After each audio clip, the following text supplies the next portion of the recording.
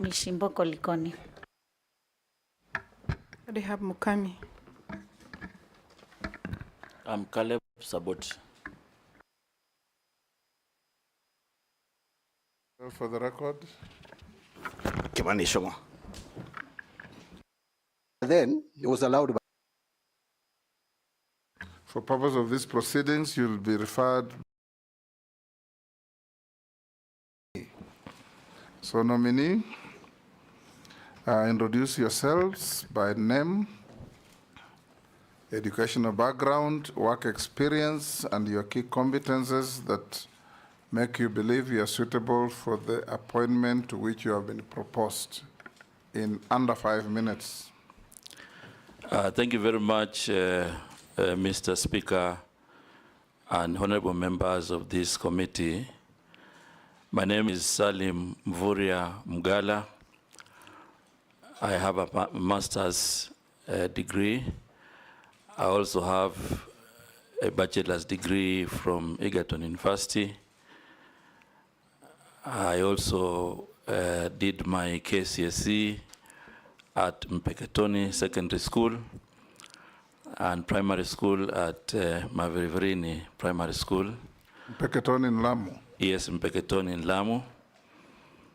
Mr. Speaker, I come to this vetting session also having served as the first governor of Kwale County, and I also worked different positions in international non-government organizations.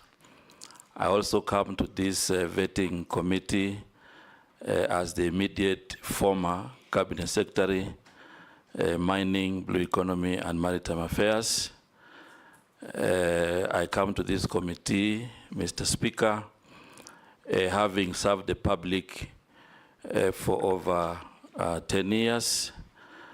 Mr. Speaker and members of this committee, I also have leadership, management, and administrative skills that are part of my competencies for this process.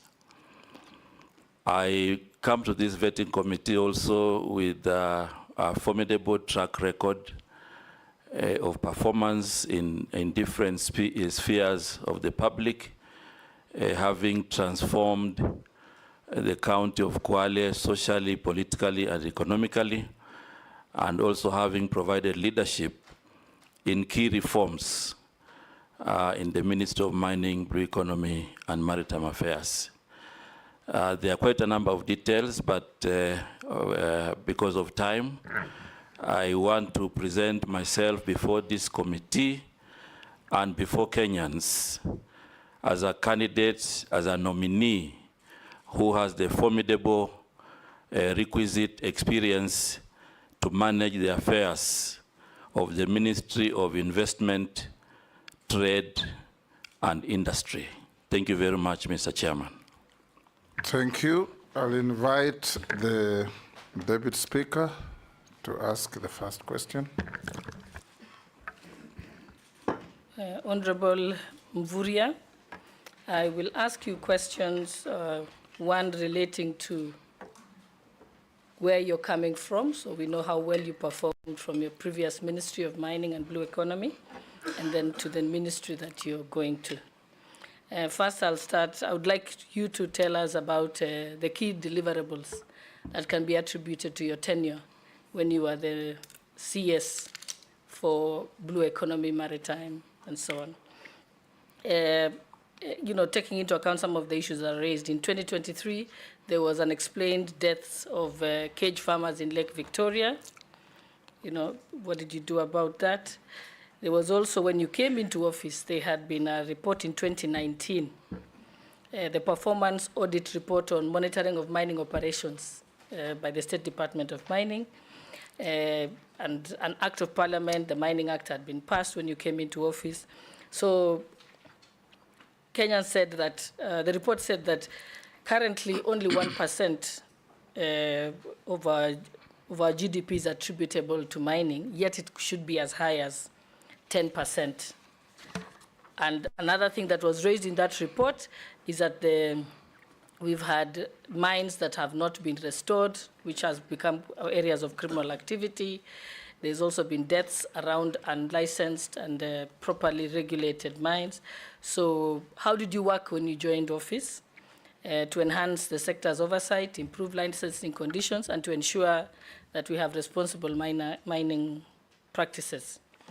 On where you're going, I'm reliably informed that the Ministry of Trade, where you're going, also has Kenya Bureau of Standards under it. Tell us what you will do to ensure that you curb the issue of counterfeit products and substandard products and contraband products coming into our country, particularly ethanol, which has caused the big challenge of illicit brew, because people are smuggling the ethanol through Uganda and Tanzania because I think the duty in Kenya is much higher. And lastly, also the banned pesticides that are banned and have been confirmed to cause cancer that are coming through our borders and are being cleared by KEBS. Thank you.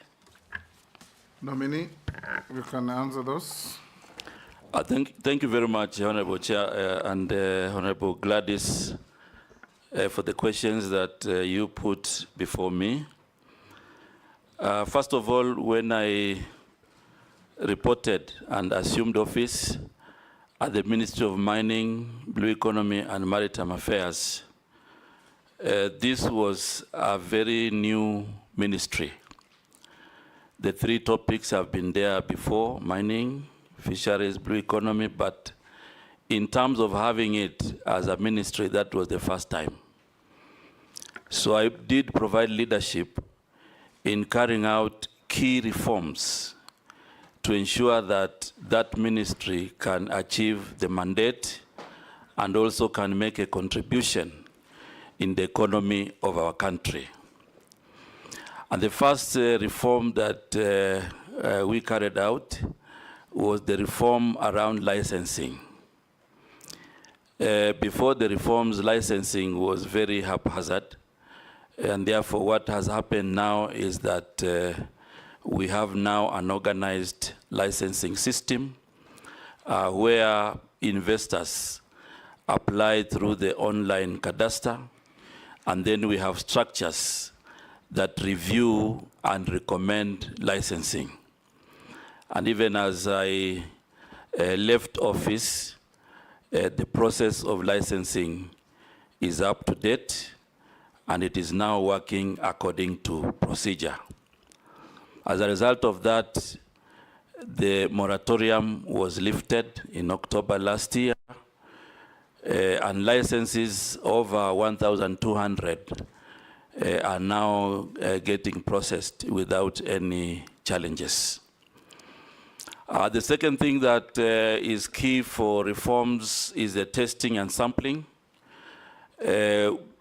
Investors had a lot of challenges, on testing their products, and therefore I led reforms that have now devolved 8 labs across the country. So now we have decentralization, and investors can easily now do their testing across the country.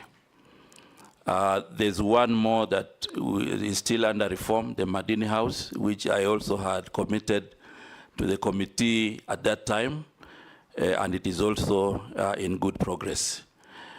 I also provided leadership in instituting reforms on value addition, and as we speak, we have quite a number of investors across the country that are doing value addition, because exporting of raw minerals denies the country a lot of revenue and jobs. If you go to the Western region, for example, we have an investor in gold refinery, 5.8 billion. In Elgeyo Marakwet, you have Flospa.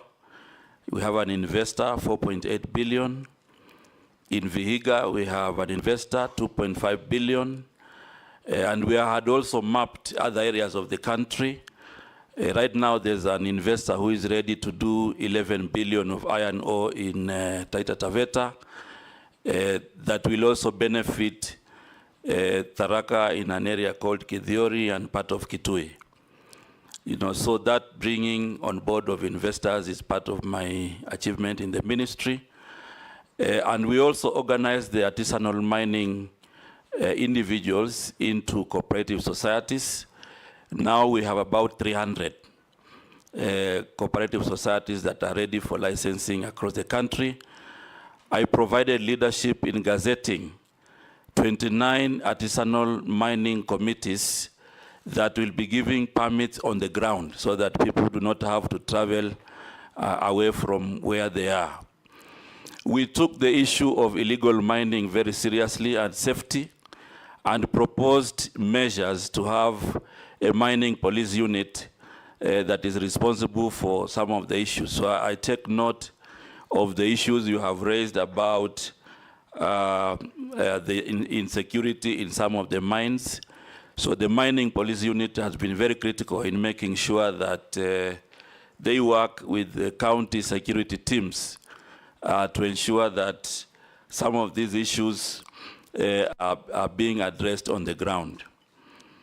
In terms of mine restoration, each of the applicant for a mining license, they have to attach an environmental restoration plan, which they do as they report, and they also do as they exit. And we have compliance teams to ensure that this can be observed.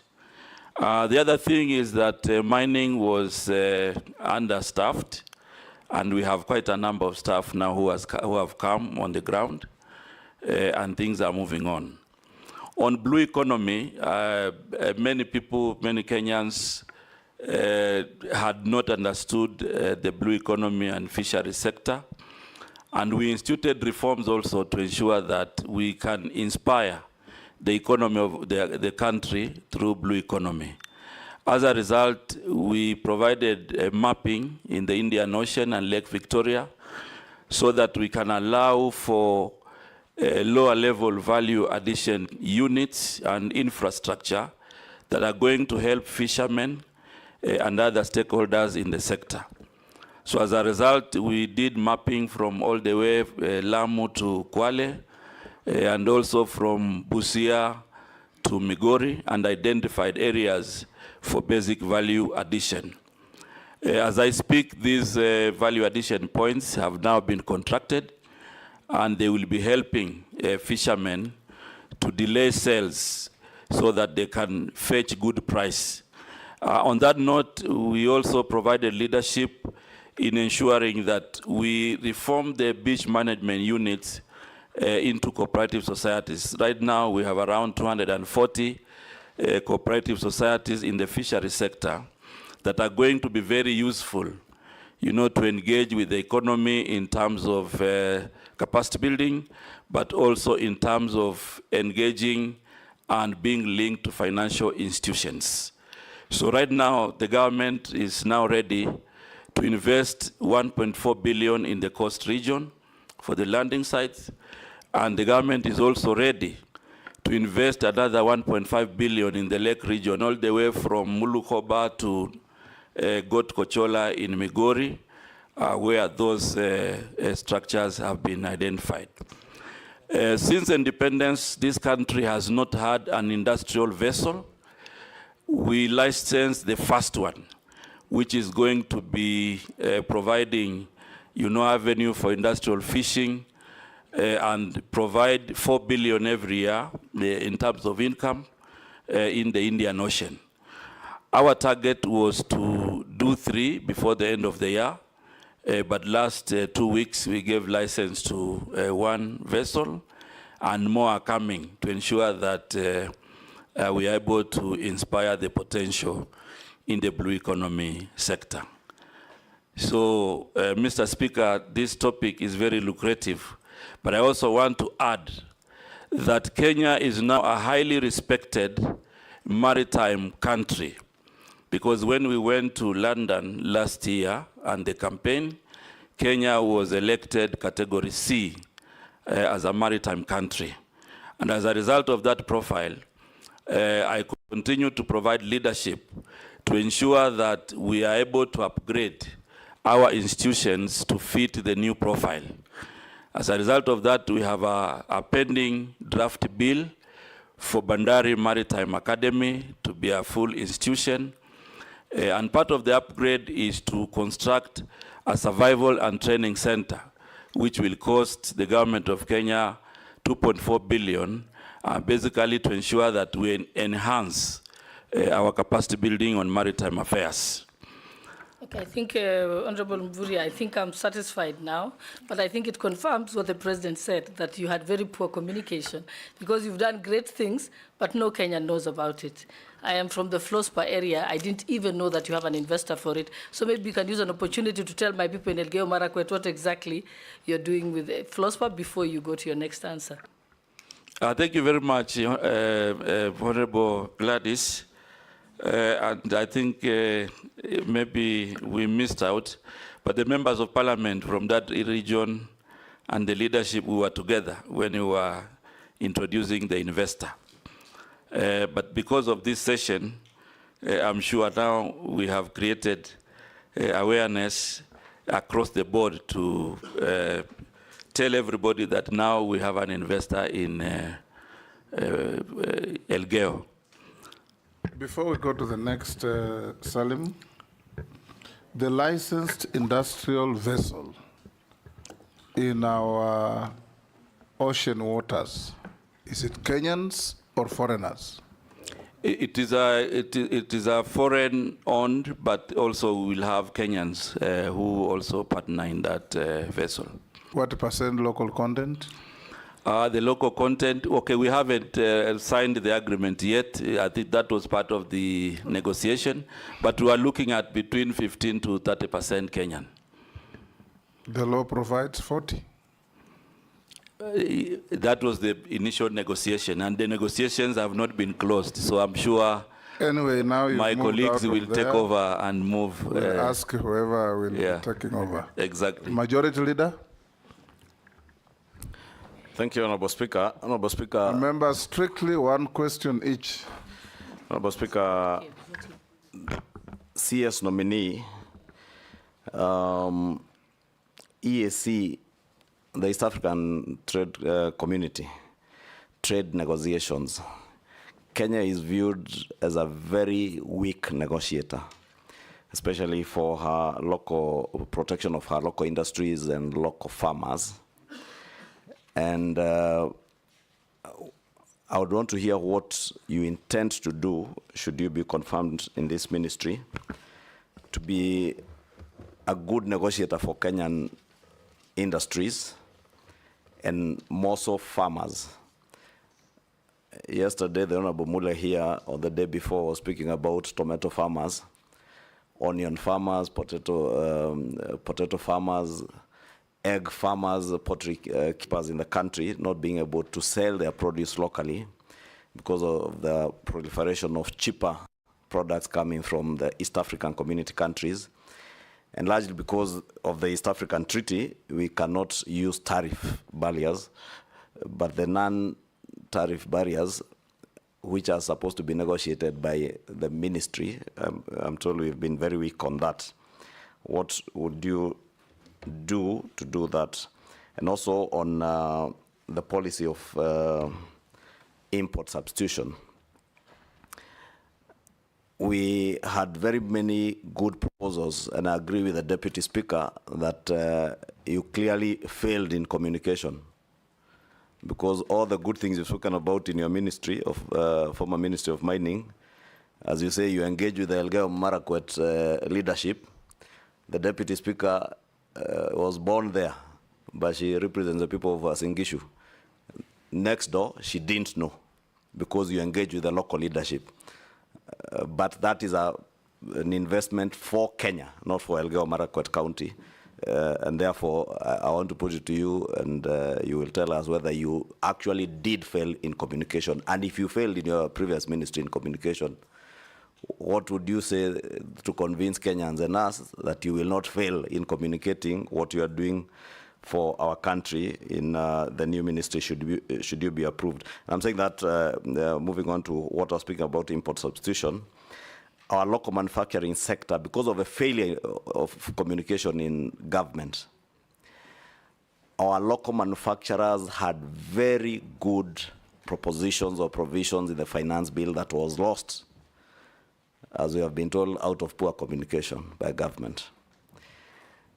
We have now exposed our local manufacturers, whether they are manufacturers of diapers, sanitary towels, or those in the steel industry, to unfair competition from very cheap imports whose standards we can't even ascertain since they come to the country, done on standards from other countries, especially those from the far Asian countries.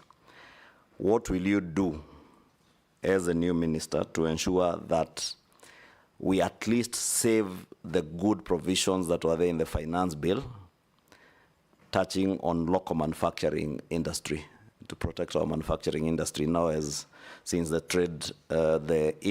State Department for Industry will be under you, and some of those provisions sought to protect that State Department work in the manufacturing sector. Nominee. Thank you very much, Mr. Speaker. And I want to address the matters that have been raised by the Honorable Majority Leader, and thank you very much, Majority Leader. I think I will, first of all, I want to begin on where you stopped.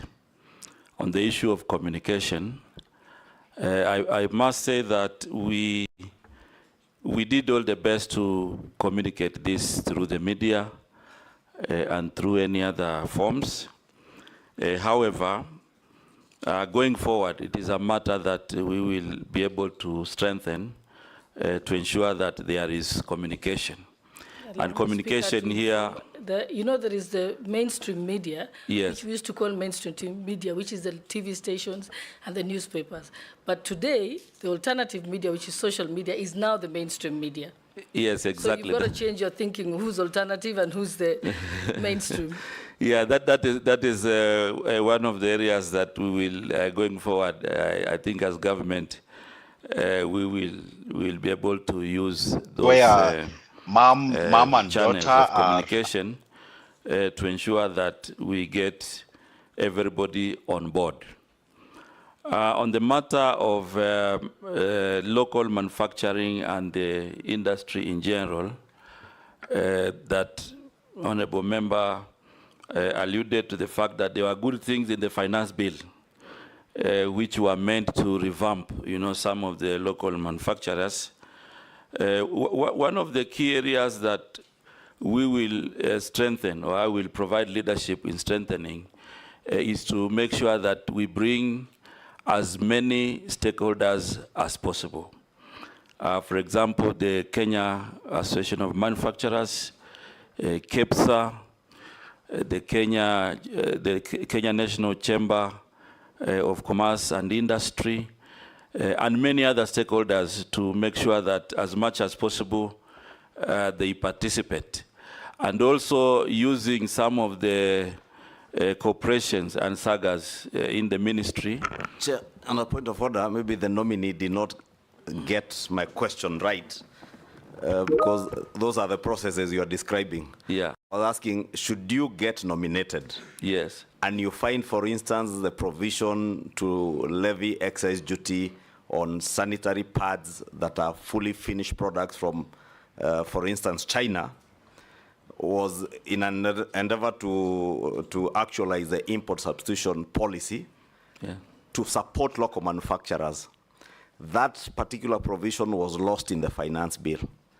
Should you be approved, will you pursue, and maybe the nominee who was there before you actually did put it very well, that it is possible to break down the finance bill into various other laws. Should you then be approved, would you pursue actualizing the good provisions that sought to protect local industry because as I said, they were lost because of the poor communication generally in government. So my direct question is, are you going to pursue the import substitution policy and protection of local industry, should you be approved, and bring legislative proposals to Parliament to actualize that which was lost? Oh, yes. Nominee. Yes, Mr. Speaker, I think the answer is yes. Because you see, if we had very good proposals that inspire the economy and they were lost, what I'm committing to this committee is that we will, and I will provide leadership in the ministry to pursue them. Because if we are to inspire the local manufacturing, then as government we need to have a deliberate policy to ensure that either we impose levies or we reduce levies to ensure that these manufacturing industries can survive. So the answer is yes. I will be providing leadership in pursuing these good things. But as we pursue these good things that were lost in the finance bill, Mr. Chairman, I also want to insist that we'll have a robust engagement with stakeholders who may not have seen this before, so that the decision that is finally made is made with all stakeholders in mind. So that is a commitment and a yes, and we will use all manner of communication to ensure that we are able to paint, the positive gains of these particular good things in the finance bill. So this is something we will pursue, Mr. Speaker. The second point about a weak negotiation for Kenya, I also want to commit that we will change the tables. It has come out not just in negotiating for farmers, but even in other forums, where we have a subcommittee of the East Africa community. Kenya has been making a huge contribution in terms of budgets, but in terms of benefits, you find that other countries are the ones benefiting.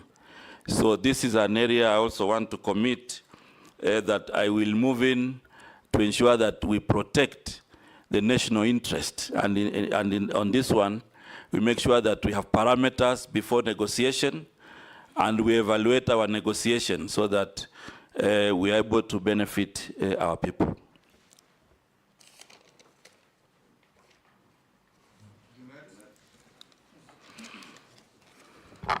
Thank you, Chairman, Mr. Speaker. Mr. Speaker, I have one question for the nominee, and it's in relation to the docket that is going now. Even though I come from an area where his previous docket was important to them. But now that we have been told to ask only one question, let me go to the future. The past, the one who's coming is what I will ask, whom I will ask. So, Mr. Nominee, let's go to manufacturing. And you know very well that manufacturing industry employs many people, contributes a lot to the economy of this country, and that's where economies that have developed emphasize their efforts on long time ago. So the manufacturing sector in Kenya now is facing significant challenges, Mr. Nominee, with many industries shutting down actually, production plants or downsizing operation. This is because the key issues they are raising is high taxation, increased cost of power, ease and cost of doing business, unhealthy competition from imported finished goods. And then neighboring countries are seemingly looking more attractive to them because of those issues. Some of those who have relocated business to these jurisdictions, if approved as a Minister for Trade and Industry, what are you going to do to reverse this sorry state of affairs, Mr. Nominee? An additional question to that. It's almost a similar one. As a Cabinet Secretary nominee for the Ministry of Trade and Investment, how do you plan to protect local industries and provide adequate financing for micro, small, and medium enterprise in the manufacturing sector, especially considering the significant decline of foreign direct investment as a share of GDP from 3.1% in 2011 to 0.3% in 2022? Salim, let's take the next person. If you have no question, we pass. I may not have a question, but I have something to say. Thank you, Honorable Chair. Honorable Mvurya, many Kenyans think or say you are a desk minister. You only sit on your desk and run your ministry from your desk. Why am I, and one of the evidence they are giving is that where you are as Minister for Mining, many counties are mineral counties or mining counties. And for example, West Pokot County is seriously a mineral county. If you have somebody in West Pokot who is Mvurya, or is Honorable Mvurya, they will be thinking you are actually a governor of Kwale. Nobody will remember these 2 years that you have been a minister, Honorable Mvurya, in all honesty and truth, nobody. So now you are going to a ministry which is also very important, which is industries. And all counties are going, the bottom up, they are going to be maybe industrial centers. Are you going to run your ministry from the desk where you are in minerals? Thank you, Speaker. Short questions. Thank you very much, Mr. Speaker. Quickly. I want to confirm that I'm not a desk minister. I'm not a desk minister. I was in West Pokot because of the clinkerization program, the 45 billion. I was in Kithiori with Mheshimiwa here, confirmed. And many other places across the country, including Kadhonzweni in Makueni, Mulukoba in Busia, and many others. So maybe I may not have come to your constituency. I was also in Kamket and Katikit, Kambia, Samakis, and I can give examples, you know, many of them, but I think we need to also acknowledge that our country is very big. And you cannot be there at the right time. Remember also, Mheshimiwa, this ministry was fairly new, and we had also to put structures in place before we go out there. But I have a lot of field information, which I can give you here to confirm that I was not desk, including visiting Ndarawe, the first minister of the Republic of Kenya, to visit Ndarawe looking for coltan in that area, and I was with the Member of Parliament. So I think we have quite a number of visits that we have done. But again, I want to say that we will visit Kenya. I will visit Kenya as much as possible. On the matter of protecting the local small and micro enterprises against the foreign investors who might have big capital. One of the things that I want to bring to Parliament, and we will work together, is that currently there's a lacuna in legislation to protect the local investors. And one of the critical things I want to commit we bring in this House is the Trade Development Bill and the Trade Development Policy that is going now to provide a clear dichotomy about the foreign and the local investors. We put it in law.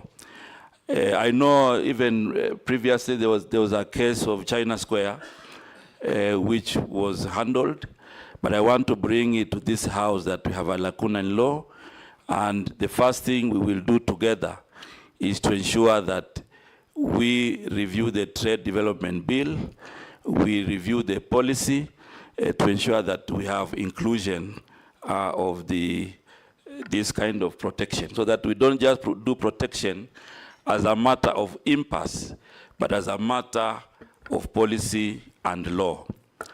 The other law that we will need to revise to ensure that we anchor our actions in law is also the Investment Act 2004. To ensure that it also recognizes that kind of arrangement where we protect our local manufacturing. The other question by Mheshimiwa Junet, it is true that we have a big challenge with manufacturing now. we have a target to move it to 15% in 2027 and 20% in 2030. But if you look at the trends, there are quite a number of challenges that also challenge the manufacturing sector. And one of it is the cost of power, which Mheshimiwa has mentioned.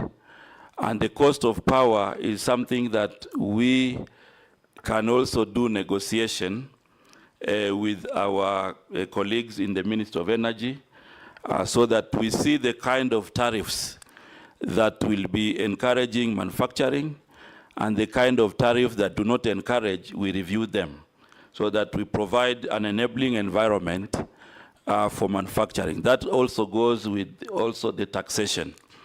But more importantly on manufacturing, manufacturing also required an enabling environment.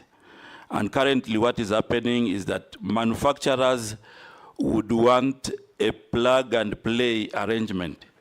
They come to the country, there's a shorter process for licensing, you show them where to work and they can work. Currently we have a big challenge with the issues of land. You find that many manufacturers would want, big pieces of land. It is not there. However, because of the special economic zones and also the export processing zone, there is an opportunity there to ensure that we create an enabling environment for manufacturing in our country. And maybe these are some of the things we will discuss as we go along.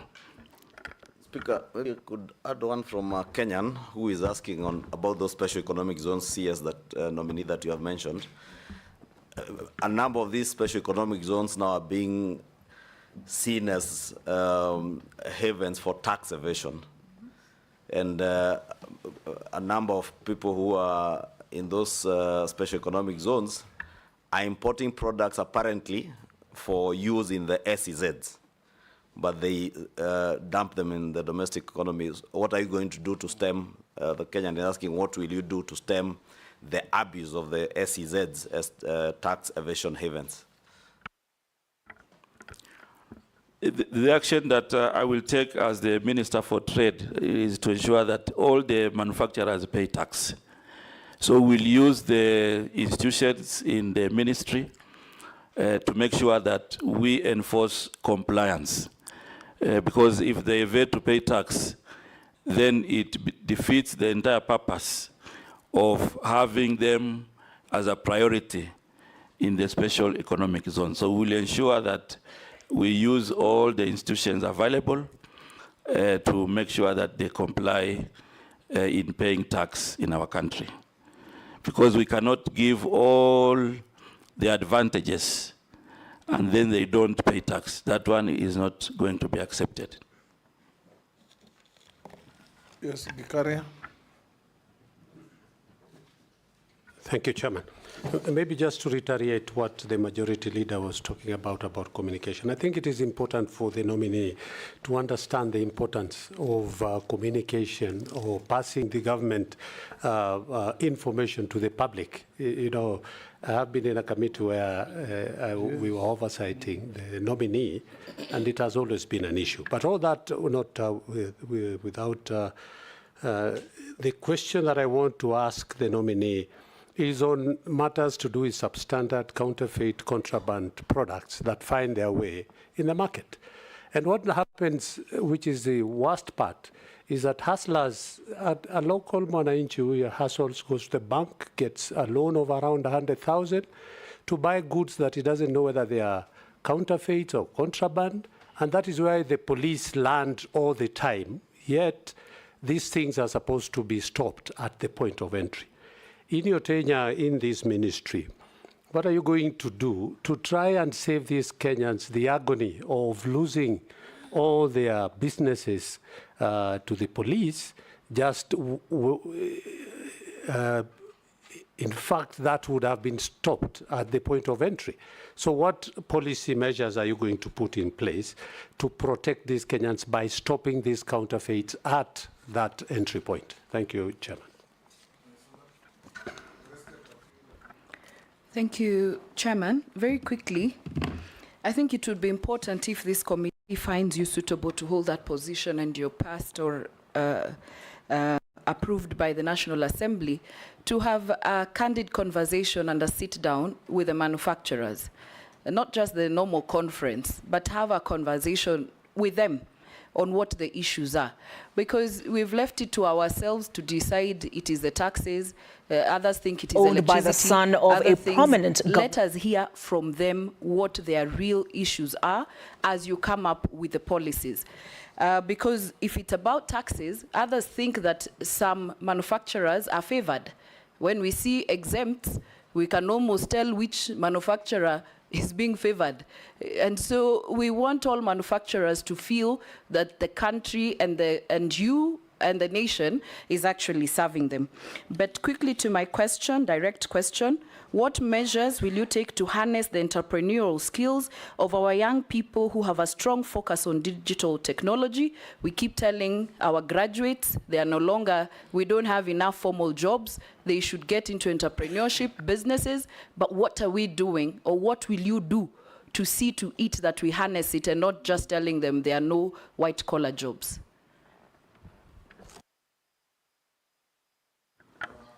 Go to Mary. Thank you. The nominee, I have just one short one. Short questions. Yes, short question, one. To appease the previous one. Yes. I want to confirm that even Tesos South Alupe area was visited, if not by you, by your counterpart in migration department, immigration. There was a mining activity. This relates to your former ministry. There was a mining activity right at the border, at Alupe area, at the neighboring countryside. Even the soil from the mining site has actually blocked the stream that is separating us and the neighboring country. The concerns of the community there are safety of the people. The houses are cracking, a lot of health issues, too much dust, and also fears regarding to the extent of the mining activity towards the Kenyan side. So my question is if you could give a comment to allay the fears of the community as to what has happened, whether they are safe, whether our minerals underground are safe. I think I leave it there. Thank you.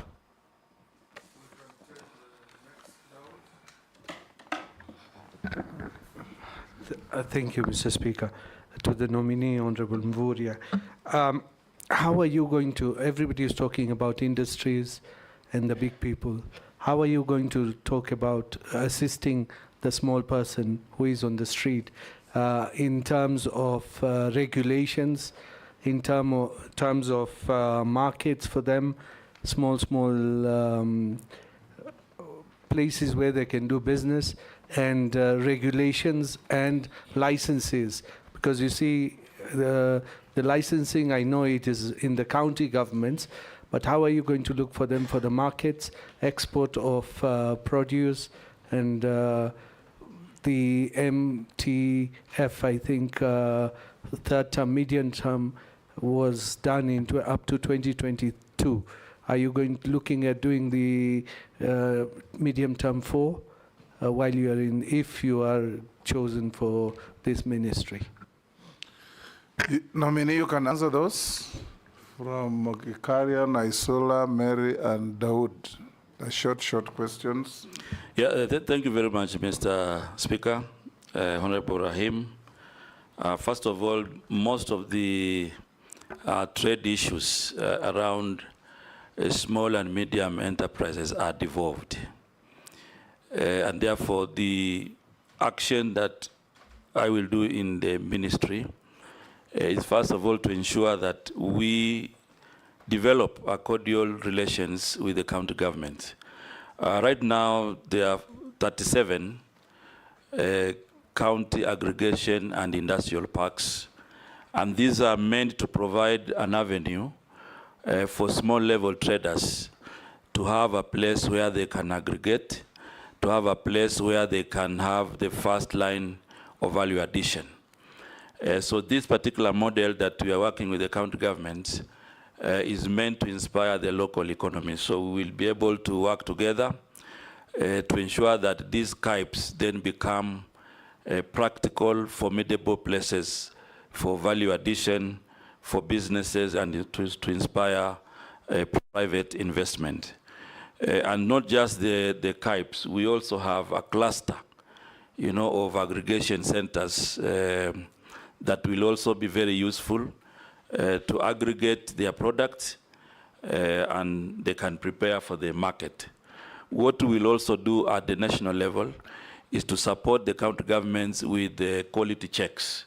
So we'll be utilizing our institutions of quality checks that will work with the county governments to make sure that if it is tomatoes that are being aggregated, then we look at the issue of quality.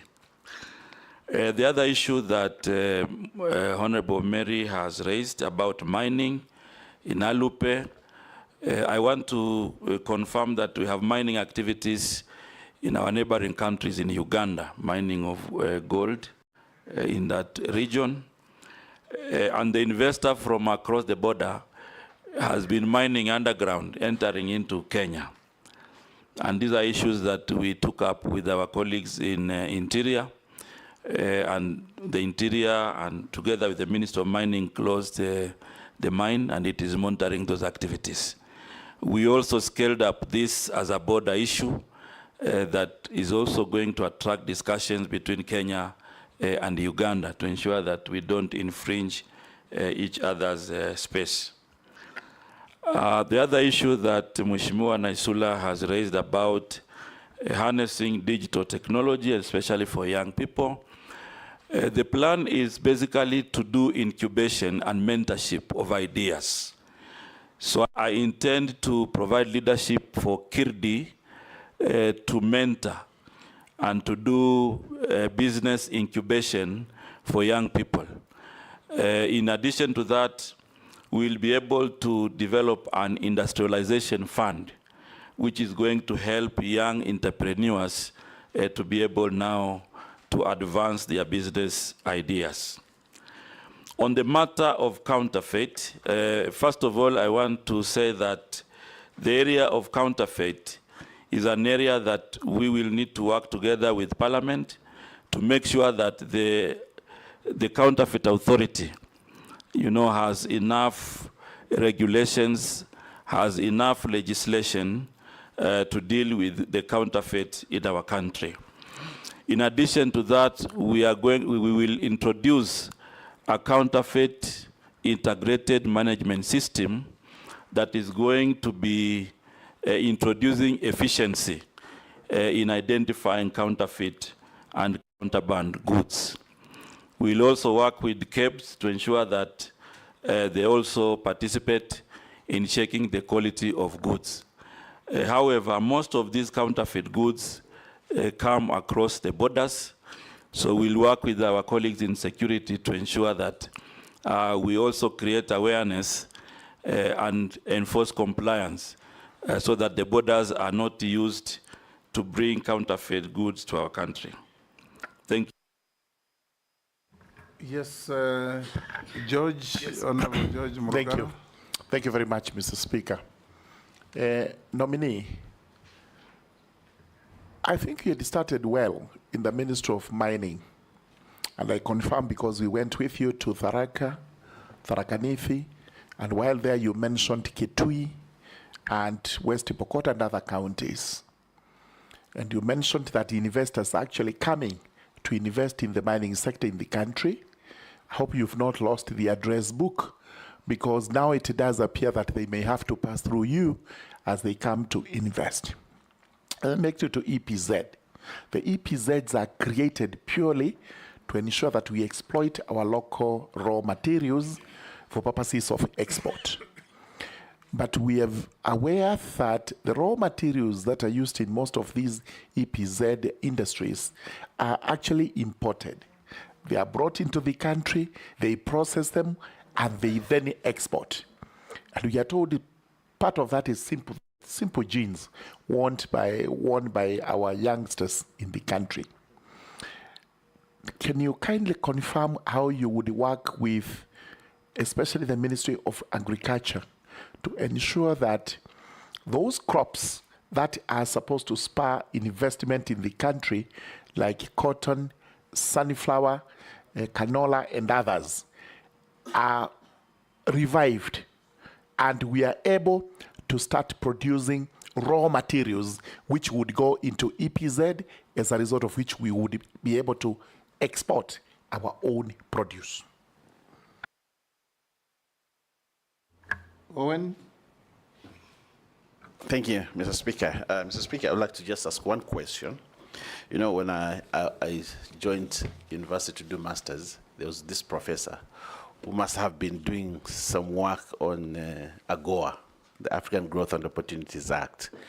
And he made me believe, every lecture he would just talk about AGOA, AGOA, AGOA, AGOA. And he made me believe that this was a panacea to industrialization, to manufacturing, and to economic growth and the GDP of this country. If you look at the AGOA, the way it is established, it has actually, for a large extent, provided jobs for young people and all that. But this act is actually coming to an end in 2025. 2025, that's when AGOA expires. I have fear myself about it because I know the process and what AGOA is and the negotiations. How are you going to ensure that this AGOA treaty, especially for Kenya, is extended so that we can continue to benefit from it, and that the people who have invested heavily in manufacturing in the industries that are supported by AGOA do not lose their investments, and the young people do not lose their jobs, and the country does not lose on the revenue from AGOA. In short, what are your plans about AGOA, its expiration, and going forward? Thank you. Yeah, thank you, Mr. Speaker. Nominee Salim Mvurya. Historically, Kenya was a preferred destination for foreign direct investments. In fact, major multinationals are operating in Kenya and their distribution and manufacturing networks. But however, you have seen that they have left this country in droves as a result of punitive erratic tax regime. Sometimes it's cheaper to produce elsewhere and just send to Kenya and then distribute from here. Corruption by state officers, and this is in immigration, in customs, in standards, in physical planning, in environment, even sometimes at the county, like a case in point is a Tatu City in Kiambu. And then also the issue of poor infrastructure and energy and transport. What do you want to do so that you can return Kenya to its lost glory and have those multinationals come back, because then we'll be able to boost the issue of employment of our youth.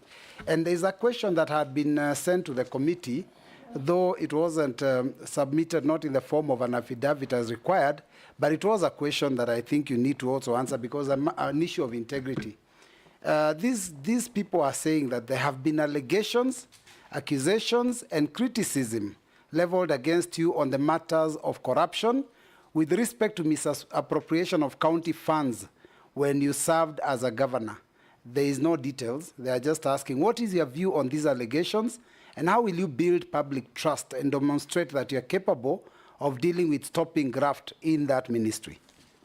Thank you, Chairman.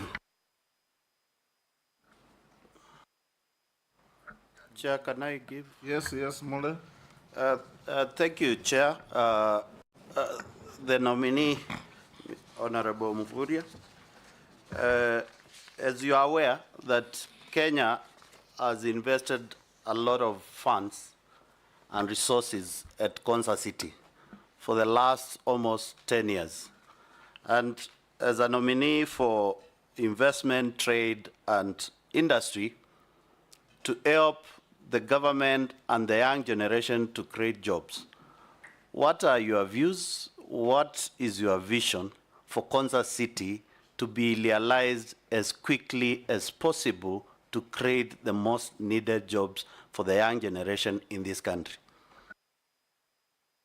The short one, Salim, we can take Razo. Thank you very much, Honorable Speaker. Because of time, I'll ask two questions. Honorable Mvurya, you were governor in Kwale, and then you were a cabinet secretary.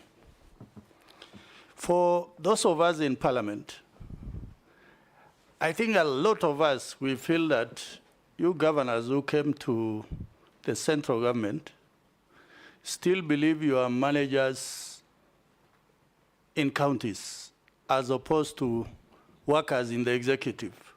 Maybe I want you to really comment on that. My first question is on, because of time, Mr. Speaker. Okay, proceed. Okay. It is on the blue economy and mining. It is estimated that this is $1 billion industry, if properly looked at, or a lot of effort is put into it in mining, in the blue economy of fishing. But at the moment, we are only able to raise even less than 1% of the GDP. Is it that we are underinvesting, particularly in that ministry, or we do not have the necessary human resource? Or maybe because we don't know that that particular industrial resource exists, particularly in excavation of minerals, in the blue economy. Those nominee. Okay, thank you very much, Mr. Speaker. There are 5 questions. Murugara, Owen, Robert, Mole, and Raso. Thank you very much, Mr. Speaker. I want to begin with the 2 questions that have been posed by Honorable Raso. It is true I served as governor for 10 years in Kwale County and transited to be CS. So I want to confirm that I don't think I'm in the county. I hold the national executive in high esteem, and I act within the mandate at the national level. So, and I want to speak also for some of my colleagues who have served together in cabinet. Speak for yourself. Because he said, you governors. You know, I want to confirm that that transition has happened, and it is now a national responsibility. In any case, it was a comment. It was not a question. Oh, I thought it was it was a question. Yes. The other thing about now the multi-billion sector in mining and blue economy, it is true it is a multi-billion sector. However, it is not a sector you go in and you get the multi-billion. You have to invest. And the first investment, for example, in mining is you have to invest in data. If you expect to reap revenues, then you need, first of all, to invest in data. And that is why it is critical to mention to this House that exploration going forward, government should invest a lot in exploration. So that when you now have discovered coltan, the government is the one saying we have coltan, it has this economic value. Then now you move to investment. But when you have minerals as part of occurrences, you cannot reap the billions. And I give you an example, Mheshimiwa. The little actions that we took in the ministry to just reform licensing and the basic data. Right now, the investments in mining this year will be 221 billion. The investments I mentioned earlier, there's one in Kajiado, clinkerization, 60 billion. So if you combine, you get 221. But it is a sector you have to invest first. Invest in licensing, invest in mapping, because you don't expect an investor to come and do prospecting. Then the government is the one reaping the billions. You need to put some money for that. On a point of order, Speaker. Secondly, on a point of order, Speaker, just Yes. on that point. Yeah. Because, Honorable Speaker, some of us have been here for some time. And I believe that's why probably Honorable Raso is asking that question. Because data is available, CS. We spent not less than, if I remember, not less than 9 or 11 billion facilitating the National Intelligence Service to do a geophysical survey of all our mineral deposits. Are you then telling the country that this data is not available to the government or to the ministry? I know that was in the last regime, but government operates in perpetuity. And therefore, if that data, and we spend public resources on it, and I say that because I was the chairman of the Budget and Appropriations Committee when we allocated the first 5 billion shillings for that geophysical survey. That money was under the Ministry of Mining. It was moved to the National Intelligence Service with the justification or pretext that it was very sensitive data. Are you telling us now that that data that we were told was sensitive is not available at the ministry or with government? It disappeared with the other regime. Okay. And could that be the reason why there are people who settled on mineral deposits somewhere in, you know where? I may not answer. In Transmara. I may not answer on the settlements, Mr. Speaker. I may not answer the settlements. But what I want to say is that that geo survey gave us what we call mineral occurrences, and there are 970 across the country. Mineral occurrences are indications. Like now, if you fly the plane in Tharaka, for example, they will show you, some basic information on iron ore, on lithium, and something like that. Once you do the occurrences, you need to come back and do a process we call ground truthing. Ground truthing now is the actual drilling of saying that in this area there are some minerals, coltan in Nachola, for example, in Samburu. Then ground truthing, you go back and now reconfirm. And now ascertain, is this of economic value or is something that is just for superficial?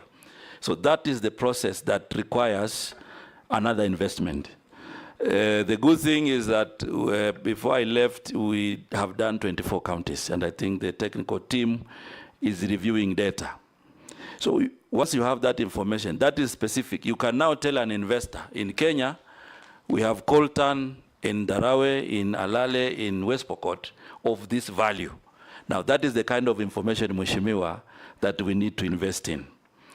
The second thing, the question also had blue economy. It is the same way with blue economy also. It is multi-billion, but it is not multi-billion on arrival. It is multi-billion on your initial investment. For example, if you go to the Indian Ocean, there's a process that has to be done. You need to do stock taking, stock taking of the fish in the Indian Ocean, so that when you are negotiating also with investors, have an idea of what is there. The Indian Ocean and Lake Victoria are highly occupied also by settlements, especially Indian Ocean, you have beaches and whatever. You need also to do marine spatial plan so that you can identify areas where you can put small pots. You can identify areas where you can put different investments. That is an investment you need to put initially before you begin now to reap the multi-billion. But I want to confirm that as a country, we are now on the right trajectory. That will be achieved with time. Now I go to the other question. The other question by Mheshimiwa Mule about Konza Technopolis, this is really a gem for young people because this is a city which is going to host the digital ideas for our country. And in terms of management, the Minister of ICT is leading this special economic zone. Just like any other economic zones, the challenge is the infrastructure, the horizontal infrastructure. Already there has been discussion with the government of South Korea, and they have committed to help us in putting the infrastructure in Konza. So once the infrastructure is put in place, then we will have a good environment. Point of order, Chair. Chair, so that I can help the CS nominee, already the horizontal infrastructure in Konza City is done. What is being required right now is to pull investors to come and put up the factories. And what I want to hear from you, what plan do you have and incentive government need to give so that you can pull the investors to Konza City to create the jobs? Kenya government has already invested, and we have visited Konza City not twice, not thrice. The horizontal investment is done. What you're speaking about, Korea government has already committed to put up the technical institution in the city. What are you going to do for the new investors? Mule says Konza Technopolis falls under the ICT ministry. And the investment and all the plans is to make it Kenya's equivalent of the Silicon Valley. So it is not investment to manufacture clothes or shoes or those ordinary manufacturing and trade wares that will fall under him. That's what I understood him to say. Chair, what? Chairman. Chairman, what I'm looking forward for is the intertwining of the two ministries. We know very well. Konza City, the lead ministry is the ICT. But you are coming to a ministry whereby investment, trade, and industry will be under your purview, whereby government has already created the environment. And in your previous response, you say that the land and the infrastructure is required. Already there is already infrastructure done by Kenya government. It's you to intertwine with the industry, ICT ministry, to bring us the investors and to create the trade and the industries within the Konza City to create jobs. The Speaker, I thought Konza City is a parastatal on its own, under the Ministry of ICT. Yeah. If I got it wrong, yes. I got it right. It is. Yeah. And parastatals are semi-autonomous things that... That's what I tried to tell the Honorable Mule, but he's asked the question. Let's see if Mvurya has the answer. Yeah, Mr. Speaker, I think there's no contradiction between me and the Honorable Member. Yes. When the Minister of ICT is taking leadership, yes, we will work together to ensure that we support them and we create the necessary synergies within government to advertise Konza City, to provide support through Ken Invest and other institutions in my ministry, to ensure that then it becomes a viable project. So there's no contradiction. Okay. We will work together. Okay. Have you answered all? Robert Mbuis? I haven't gone, I'm now going to his question actually. So I started from the recent. Now I'm coming up until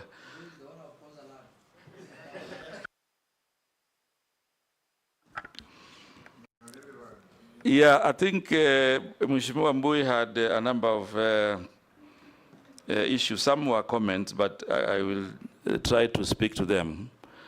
The allegations of misappropriation, Mr. Speaker, when I was governor, have not been brought to my attention. I have not heard from any government institution alleging misappropriation, whether it is EACC, whether it is DCI, whether it is the Auditor General, whether the control of budget. I am not privy to any allegations on my integrity. And he also said so that there was no evidence to that. But it's good to put the record straight. Yes. Secondly, there were issues that Mheshimiwa raised about the foreign direct investments. And part of what we will be focusing on, the special economic zones, the EPZ, is basically to inspire the foreign direct investment. Right now, I think we have Naivasha, which there are quite a number of investors who have now reported electric vehicle manufacturers are now in Naivasha. We are also doing Busia. Busia is ongoing. So in a nutshell, what I will do, I will provide leadership to ensure this enabling environment that the government has earmarked to inspire investments, I will make sure that they come to fruition. Of course, there will be other issues that we will deal with together with Parliament, issues of taxation, issues of incentives for ease of doing business, including making sure that when investors report to Kenya, we have minimum restrictions. There are some investors, when they come here, we tell them they have to do some local registration or those kind of things. But that we will deal with you as Parliament to ensure that we together create an enabling environment for foreign direct investment. Mheshimiwa Owen, I hear you about the issue of AGOA, and you know, not just your lecturer, but many Kenyans, you know, are used to AGOA, which is coming to an end in 2025. And the discussion on AGOA is two-front. One is political, and another one is economic. Political in the sense that currently there are elections in US. And in between, the Congress might not sit to discuss AGOA. However, as government, we've already made our position known as Kenya position, that our wish is AGOA to continue, and that has been put emphatically. Didn't the government sign a trade agreement with the US, or is not yet signed? On AGOA? No, not on AGOA. AGOA is not just about Kenya, it's about Africa. It's about Africa. So you have to go cooperate with the rest of Africa. Exactly. So I think the other issue, Mr. Chairman, that I wanted to bring on board is that we all know AGOA and the deadline. The government of Kenya, through the ministry, is also in discussion with the US government for the strategic investment partnership. That is ongoing. And part of what I will be taking over upon approval by this House is to ensure that, you know, we discuss graduating, you know, this STIP into a market access arrangement and a comprehensive free trade agreement. Those are some of the things that I want to commit that we will be putting on the table. Once we succeed to have it as a comprehensive free trade agreement and market access, then we will have had a good transition, you know, from AGOA to this new arrangement. But it's still on the table. There's a meeting next month on STIP, and I'm sure these are some of the ideas that we'll be leading as Kenya. The other question by Mheshimiwa George Murungaru, on, I think there are a number of issues that he mentioned, some comments. It is true we went together to Tharaka. We actually flew together to Kithiori. we saw the iron ore, and there are many things. I want to assure you, Mheshimiwa, there's an investor who is now coming into that area. That's part of the handing over I will do, but also because I'm in investment, we will work with my colleague because he's going to be putting up a value addition point in that area and immediately employ between 500 to 1,000 Kenyans in that area. So that's about the mining. The issue of raw materials, Mr. Speaker, I want to commit that we are working with our colleagues in agriculture. We will work with our colleagues in agriculture to revive the raw material crops that can support local manufacturing. And one of these is cotton. Already within the ministry there are projects, Ginnery. The Ministry of Agriculture is already providing cotton seeds in parts of the country. Mapping has been done. Engagement with county governments has already been done. And I commit to continue this conversation so that we can have raw materials for our local industries, but also for the EPZ and for export. Part of these raw materials also means sunflower, because the importation of edible oil is taking a lot of our budget, and it is the desire that we inspire local manufacturing so that edible oil can be value added here in the country. And instead of importing, we can also export to other places in Africa. I hope. Sharia, yes, you have done all of them. Sharia. Thank you, Honorable Speaker. Mheshimiwa Mvurya, the Trade Ministry, in collaboration with county governments, has been and continues to implement the county aggregation and industrial parks. In your opinion, do you think there has been enough publicity and stakeholder engagements? And what strategies or approaches will you adopt to forestall these projects turning into white elephants? Thank you. Thank you, Mishi. Thank you, Chairman. Chairman, before I ask my one question, I just want to put a rider on what our nominee has just said, and because it affects my constituency, and this is about the special economic zone, you need to know that there is what we call Dongokundu Special Economic Zone, which is situated in Likoni constituency, where I represent. And I just wanted our nominee just to give some clarity on how many foreign investors so far have expressed their interest vis-a-vis the local investors. And if it is true that local investors have been denied to be given land for investment, I just want him to answer this so that he gives clarity to Kenyans. And my question, Honorable Chairman, it is on the... That a rider or a... That's a rider because there's already talked about special economic zone, Chairman.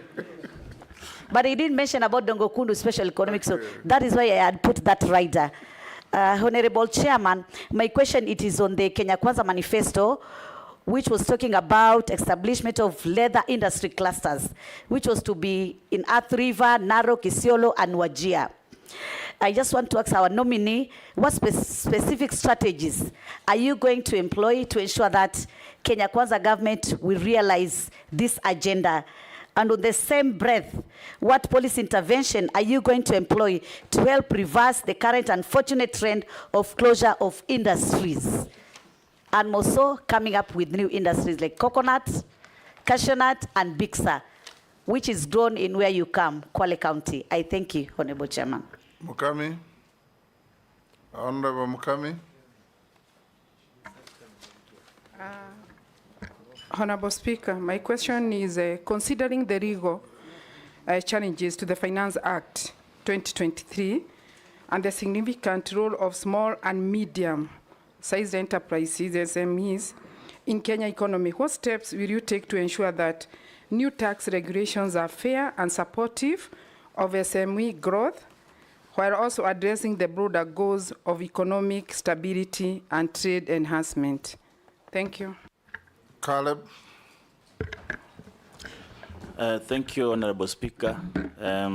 Our nominee, you've you must have looked at the developmental states and how their path to development was based on, especially the ones that took the route of trade surplus, that is the advantage of the exports over the imports. Some they call it mercantilism, where you put more rules and the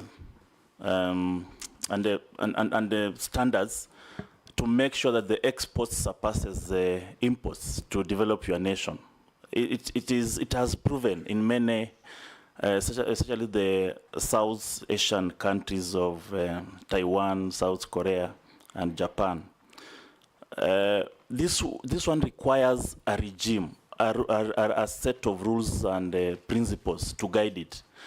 The general agreements on tariffs and trade is one of the regimes. Of course, it has transformed now to the World Trade Organizations to encompass the service industries and the intellectual properties. But where does it put the Kenya, the global south? Do we find it fair? Are we guided by fair regimes at the World Trade Organizations that enable us to have this mercantilism advantage to us, the trade surplus, as a factor of development? You, as a new coming minister, if you are approved, which regimes and how will you maneuver through these international organizations that are always unfair to the global south? But the last which I had to raise as a point of order, but I knew I'm going to speak, the question of Honorable Kimani Ichung'wah was very pertinent, Mr. Speaker, because I'm also aware a lot of money has been put to survey by the NIS. But most importantly, Speaker, is that most of the nominees we vet here, they have a lot of promise on what they're going to do. Once they get to the office, they say there's no money for implementation. But we need them to tell us, is there even a paper you wrote requesting for funding that if this one is provided for, then this one will be actioned upon? Nominee. Thank you very much, Mr. Speaker and members. I want to begin from Mheshimiwa Caleb. I think I want to be very clear on the issue of mapping of minerals. As I said earlier, this process was done. You know, the resources that were allocated for that activity, it was okay, it was done. Identified 970 mineral occurrences. Then the process of ground truthing began also with the budget that we had. And now 24 counties have been concluded and it will continue. I want to be understood that on matters mining and all other areas that have been put before, these are areas that you need to do initial investment before you reap the benefits. I think that is the... I've said that 3 times. I have said it 3 times, but now Mheshimiwa brought it back. That's why I'm saying it again. May allow me to save time. So it is not an issue of... The question was just clear. If there is any evidence of you requesting maybe the Treasury that if we have this funding towards this project, then we're able to discover our minerals. Just that. Mr. Speaker, I didn't complain. I was giving you the concept of investing and reaping. However, all that I committed in the first vetting, I was able to do. So on that one, I can pen off on that one.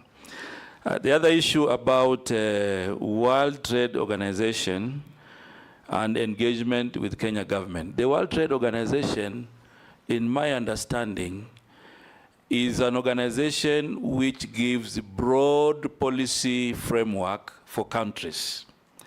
However, when now you want to do specifics, you do negotiations specific to the area that you would like to have advantage. And therefore, I want to confirm that upon approved by this House, I will engage World Trade Organizations at the global framework level and also provide leadership on now specific negotiations. For example, if you are doing negotiations with a certain region, then that is a specific discussion. However, the general framework has to be within the World Trade Organization framework. So the World Trade Organization may not necessarily be a hindrance, but when it comes now to the specific discussions, that is where negotiators and governments have to be very careful to ensure that their national interest is upheld. And on the matters of tariffs and many others, I want to give an example. You know, last year, just one statement, imposing levy on clinker has been able to bring a lot of investments in clinkerization in our country. So the tariffs are being employed by government selectively and deliberately to address a particular policy implication. And I'm sure these matters of tariffs and taxes, the ministry will not just conclude. The House of Parliament will be very critical in having discussions on the kind of levies and tariffs that will apply for certain agreements, for certain products, and for certain negotiations. So I think I want to commit, Mr. Speaker, that the ministry, upon approval, will not make these decisions in isolation. We have National Treasury, we have the National Assembly, and the matters of tariffs will be for all of us.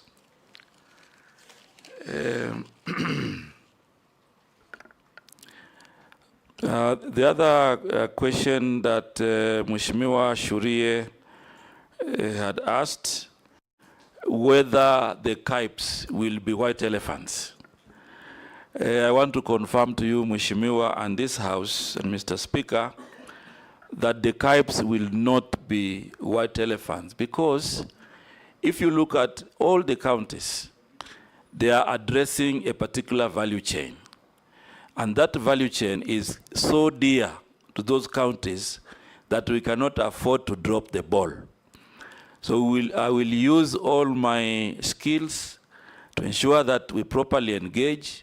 I will use my skills to ensure that we get the right business model strategically to ensure that the KIPES do not become white elephants.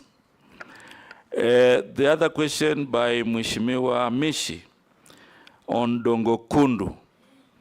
And I want to say that I have not skipped Dongo Kundu, Mheshimiwa.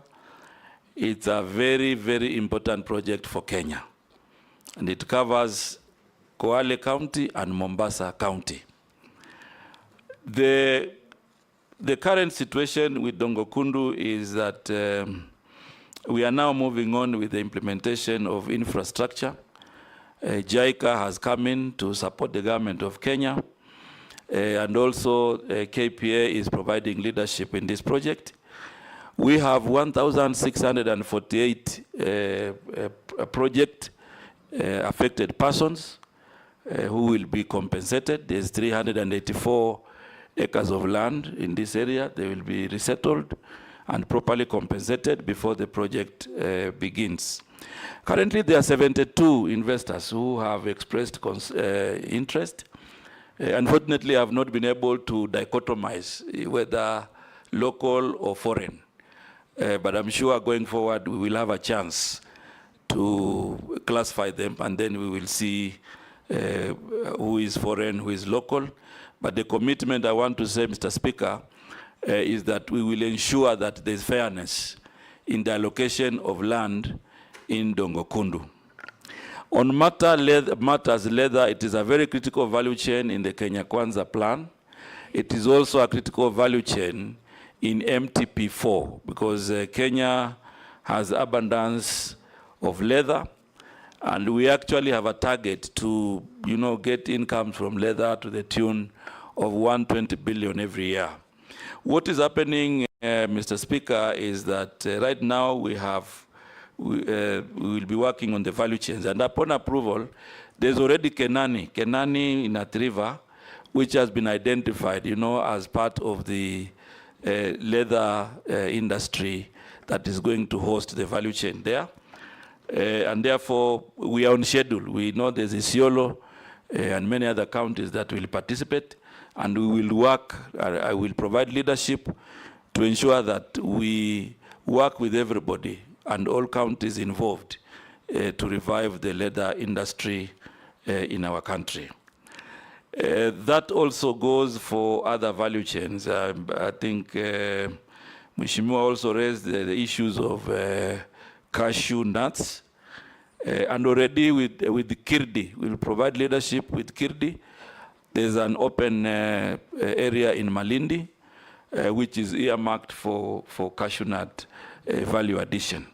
So we'll be working with government agencies and also the private sector to ensure that we get value addition investments in these crops. And part of what we're already doing is that on coconut, we have an investor, Kentest, where they are also doing value addition for the products within coconut. So this is a trajectory that I commit to continue to ensure that we capture all the value chains that are going to be useful to the economy of our country.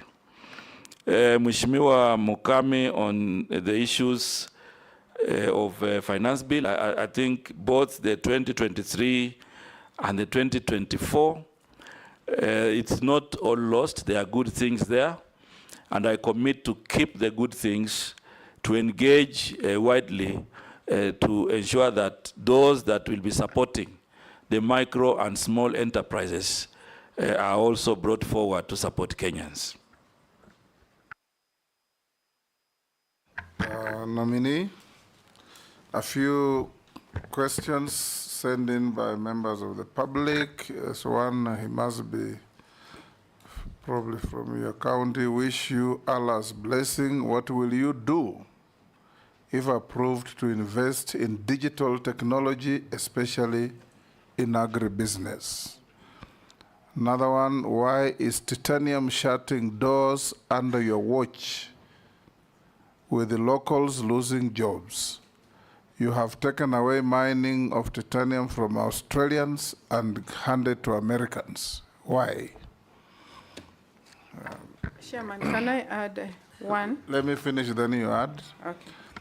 Another one,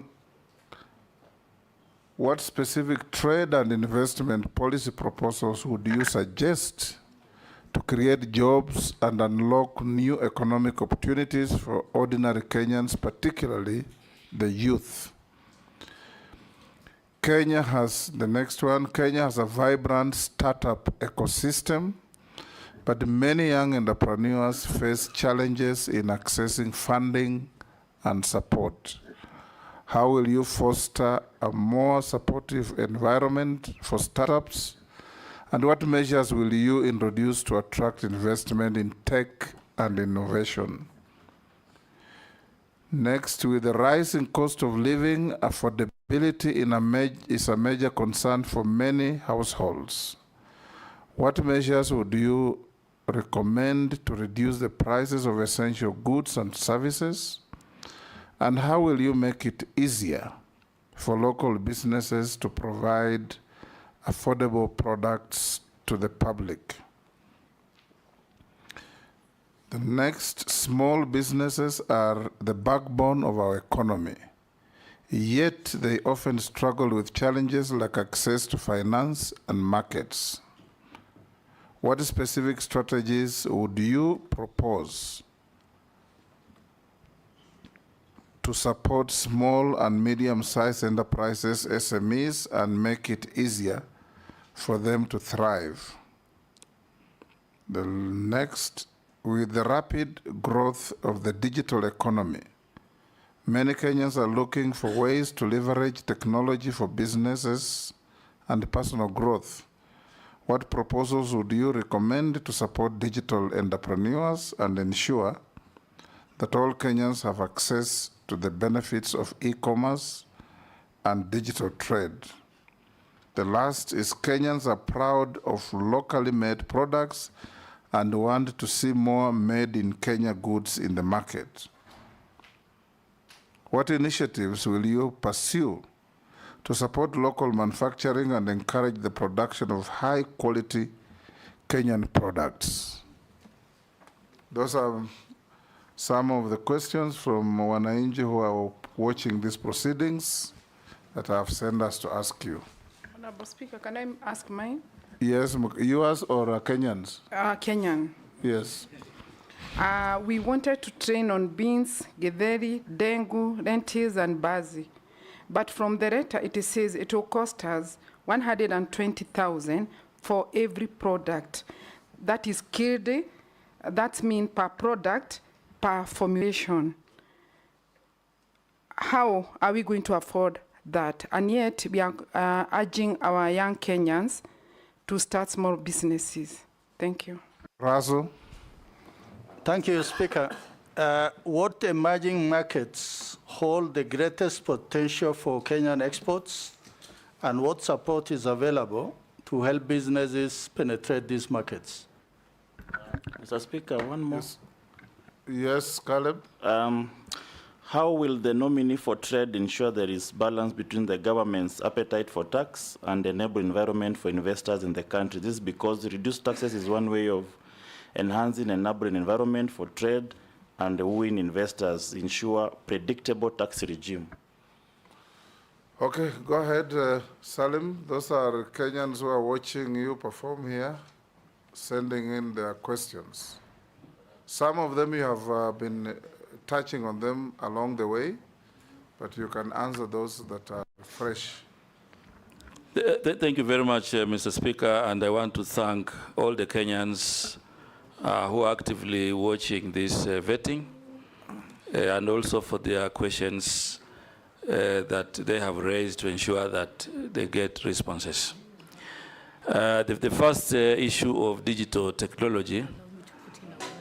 Digital technology, there's a commitment to have Konza Technopolis, to provide that opportunity on technology, and I'm sure young people will be beneficiaries of this. What I want to commit to this Kenyan who has asked this question is that I'll be part of this program to ensure that young people benefit from this program. The second issue about titanium and closing. I want to make it very clear to all Kenyans, Mr. Speaker, that the closure of base titanium has no relationship with me, the ministry, or the government. The closure of base titanium is related to the depletion of resources. Last year in October 2023, they wrote a letter. Financial resources or mineral resources? Mineral resources. Last year in October, they wrote a letter to the ministry indicating that they have now exhausted the titanium that they have been mining in the area that they were given a license. The same base titanium has applied for other areas in the country. They have applied in Lamu. They have applied in Tana River. They have applied in a very small area of Kwale County. And those applications have been gazetted and they are under consideration. I'm sure my colleague will be taking over the decisions of those applications. I also want to make it clear, Mr. Speaker, that as government, we didn't have any role in the shareholding by Americans or Australians.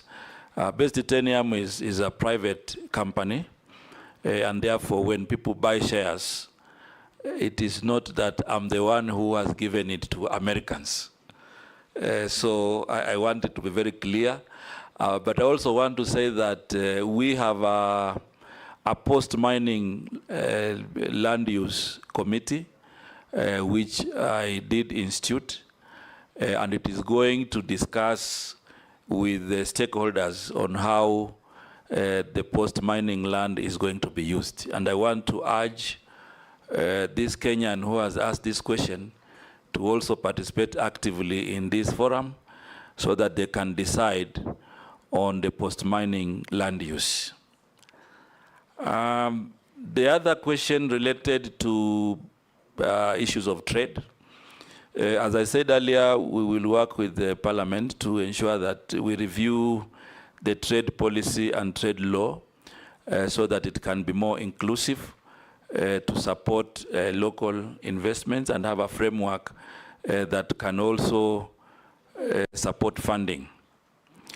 The issue of support ecosystems, as I said earlier, Mr. Speaker,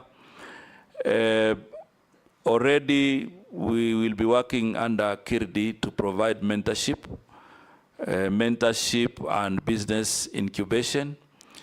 I will also provide leadership to set up the industrialization fund so that those business incubators can benefit from this program.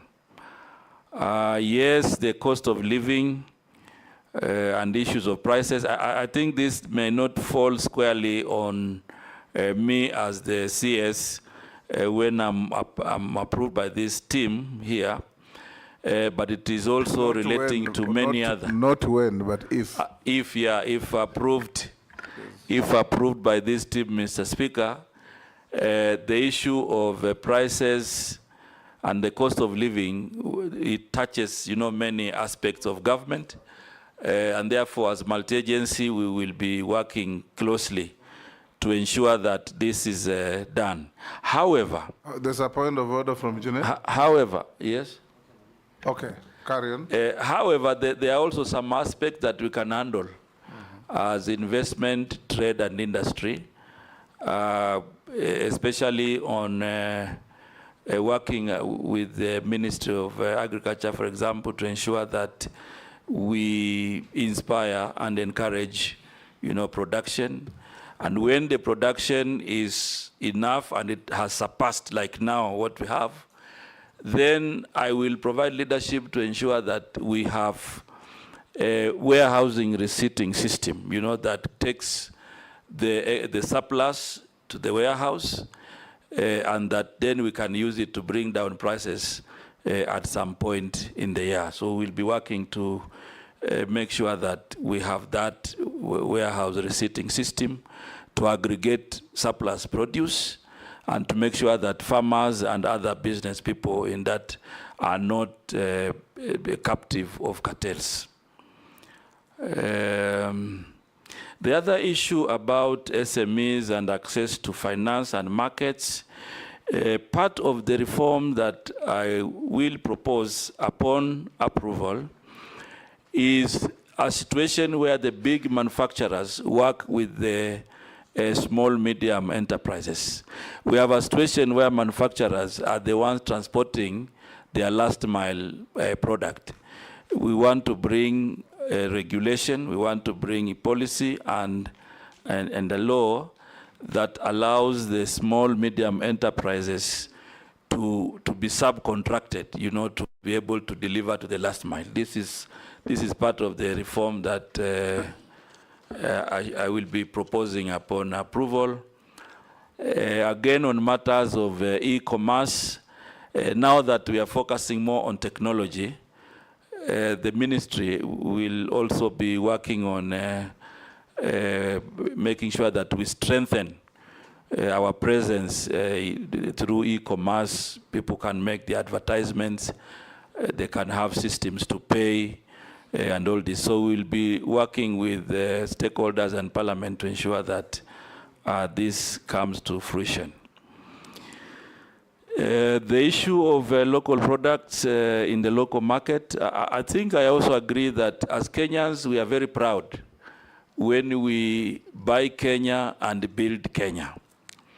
So in this front, I'll be activating the Ken Invest and the Kenya branding agency to ensure that we promote the local products. Most of our products are not properly advertised.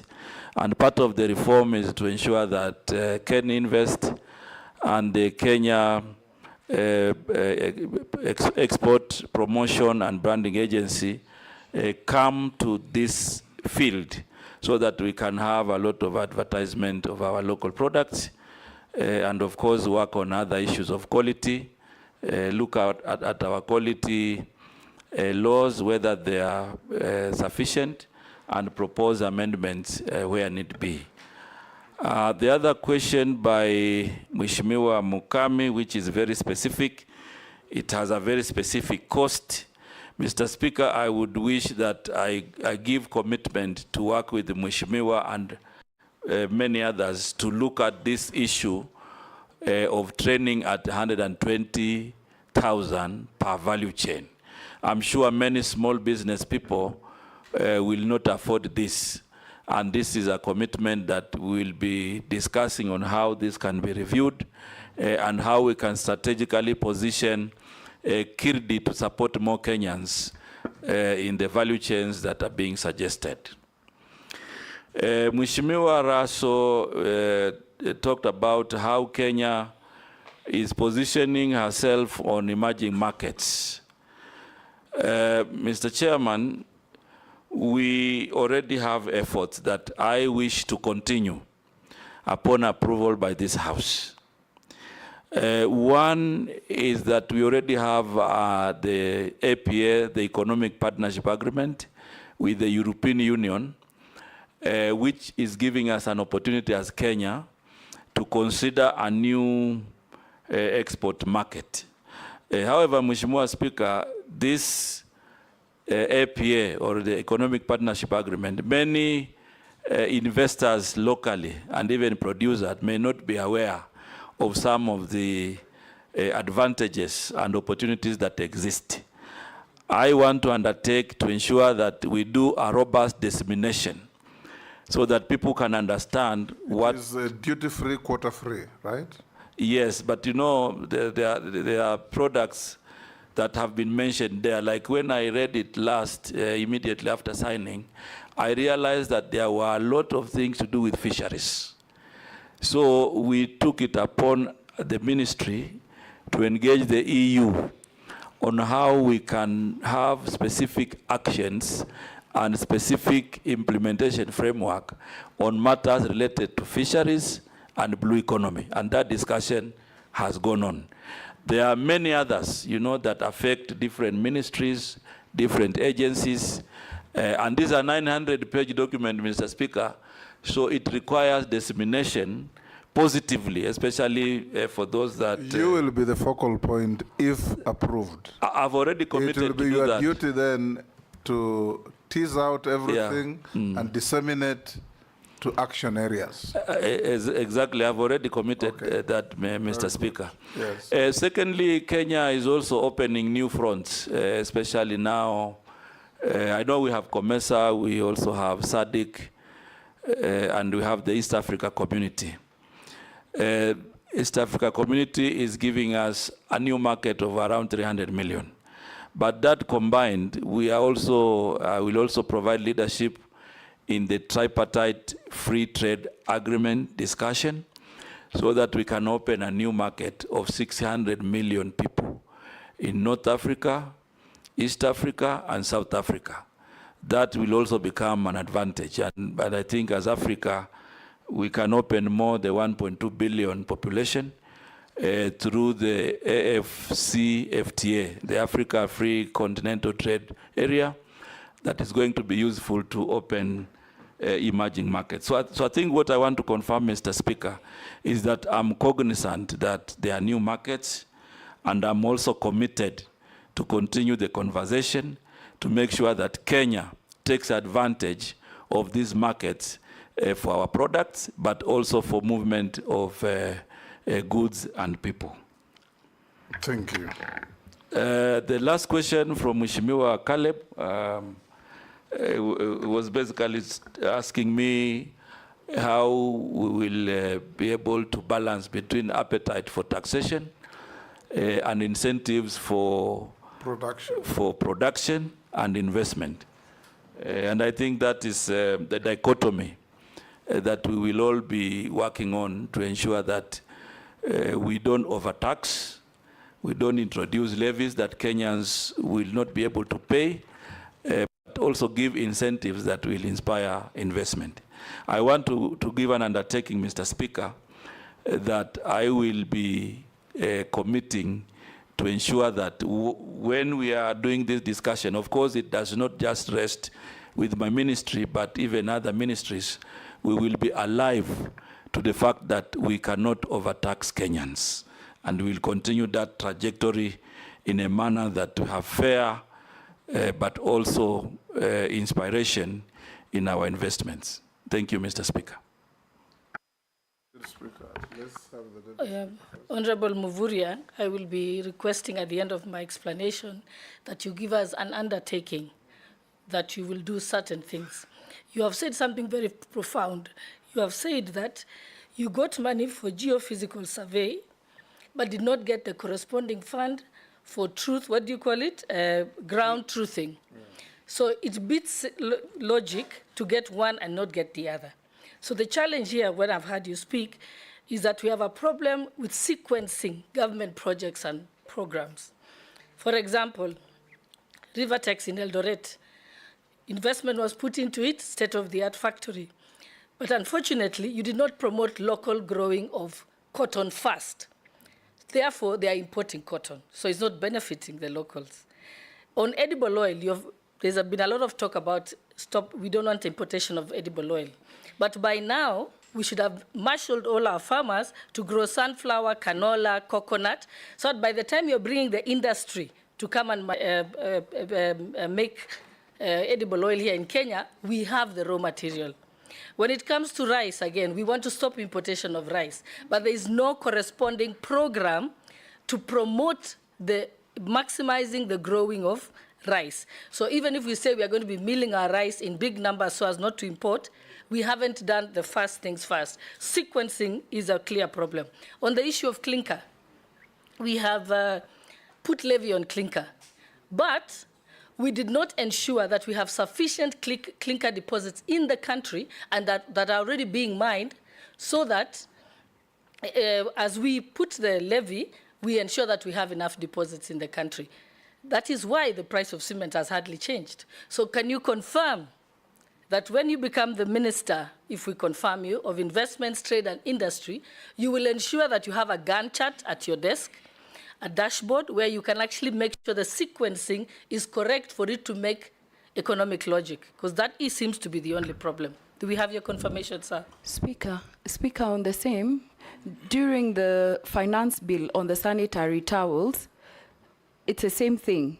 The raw materials are expensive for the manufacturers, local manufacturers, and that is why during the amendments, Honorable Leah now brought amendments to exempt the raw materials. So there has to be a sequence, not just putting taxes on the on the imports, and we're not dealing on the raw materials. He hasn't given assurance. He will give when he starts answering. Mr. Speaker, there is one issue I wanted to bring in conclusion to the attention of the nominee. Mr. Speaker, in the ministry is going to, in the 2 years that have passed, or 1.5 years, there was a program that was done in that ministry of importing edible oil of billions of shillings through KNTC. And that edible oil ended up staying in the stores of KNTC close to a year, I think, until it expired, or it is still there, or it was sold. I can't ascertain. And recently, the managing director of KNTC was taken to court, I think last week or the other week. And the government looks like the government lost colossal amount of money, billions of shillings. And that program was meant to lower the cost of living. At that time, the cost of edible oil was very high, so it was thought that if it is imported, it can reduce. But it ended up coming here more expensive than the locally manufactured one.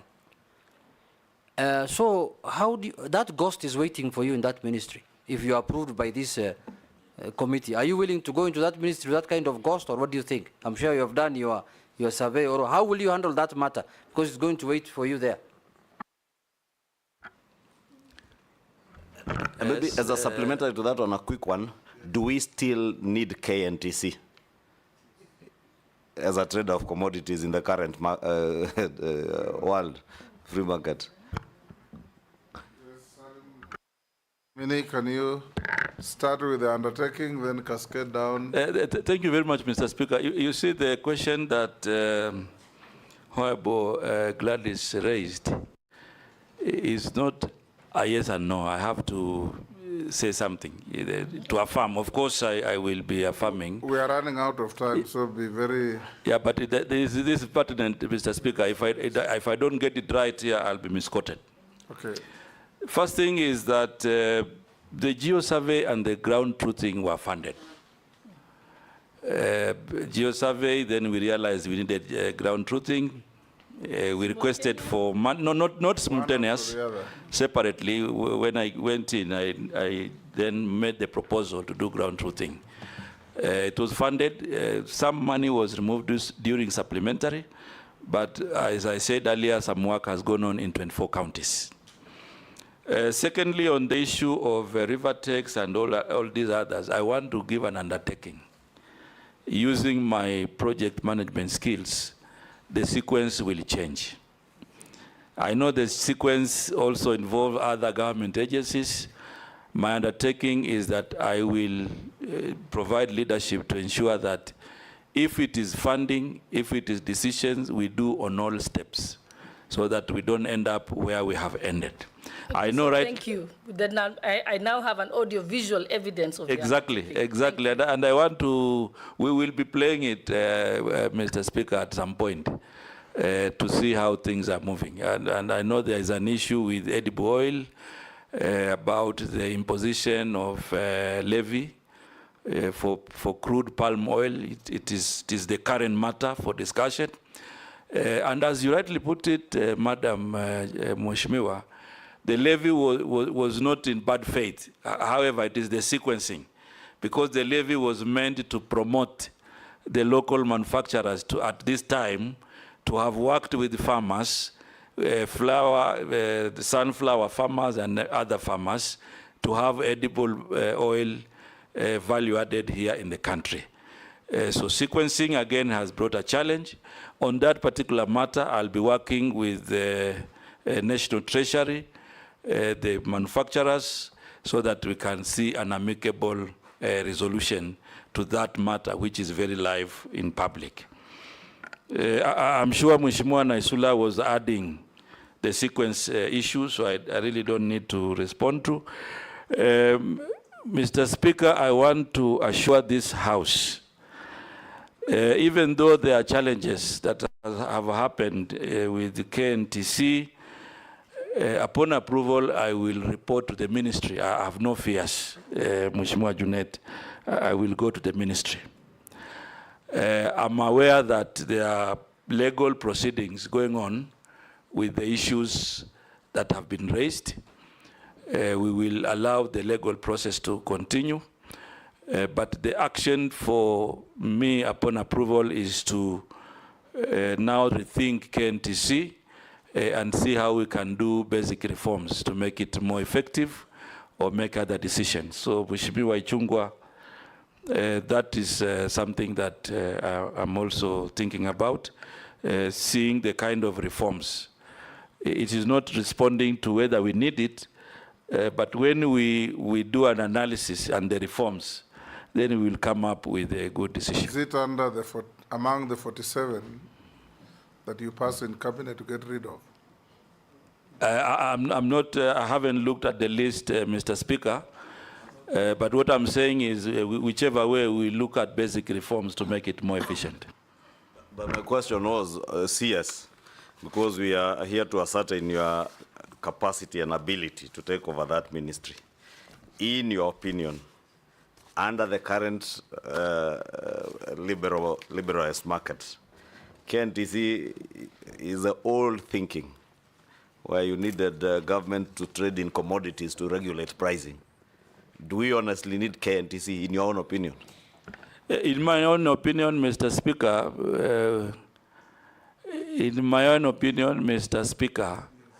we don't need the KNTC in its current fashion. And that is why I talked about reforms. And you must have the courage to do those things to save public money. Now, before I come to mundane questions, Mr. Speaker. We must come to an end. We must come to an end. Okay. Yes, there is only one question that has been sent asking you, nominee, that there's a command called Kenatco, which is still in GOK books as a parastatal 100% owned by ICDC. It has been under stage managed receivership for over 27 years. What measures will you put in place to simply wind it up or privatize it? Mr. Speaker, you know Kenatco? Yes. Yes. The measures upon approval, my first assignment will be to understand it, because I think the Kenyan has put some basic information, but there will be more that we will need to find out, and then appropriate action is taken. So I will take it up, Mr. Speaker, to ensure that we get to the bottom of the matter, and then we make the necessary decision. Okay. Yes, Russell? I think unlike KNTC, with Uber, Kenatco should go. Do we need it really? Yes, yes, it does.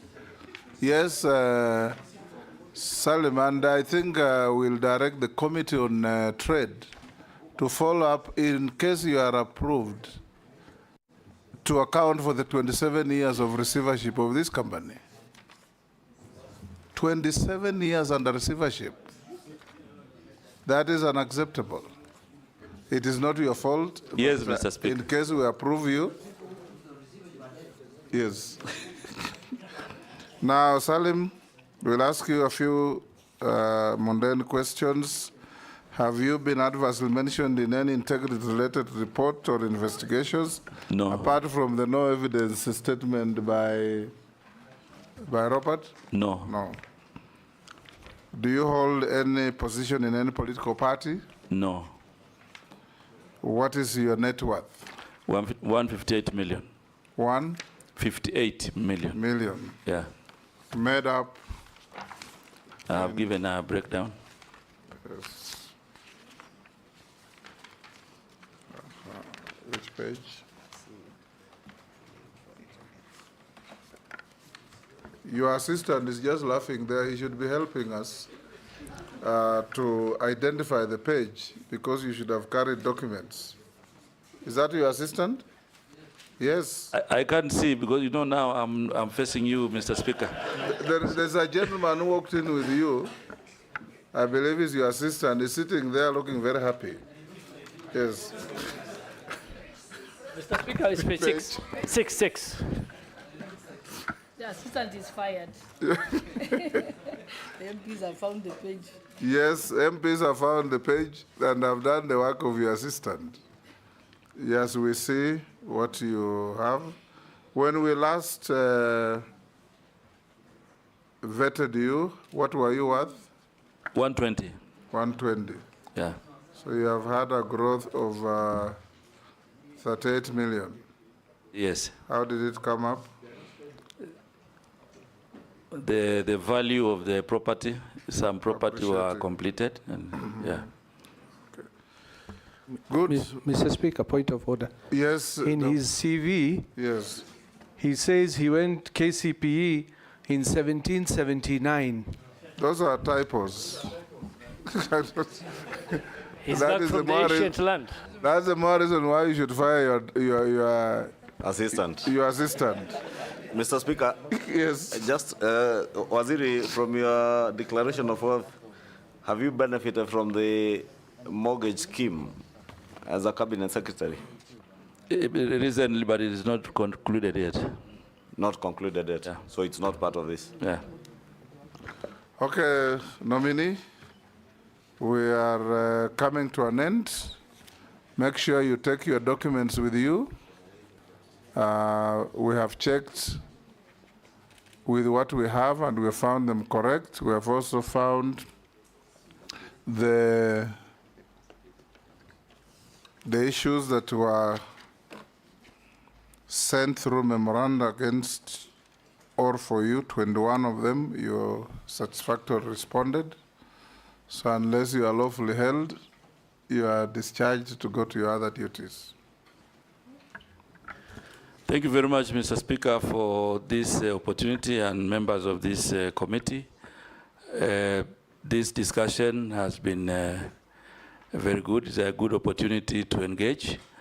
And my final appeal is that this committee finds me suitable to serve in the Ministry of Investment, Trade and Industry.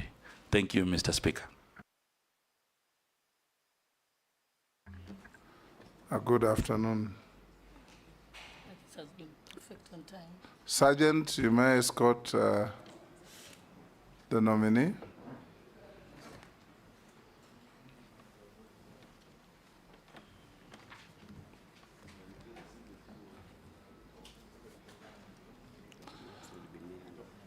Members, you have 5 minutes to allow the pardon? You need to pray.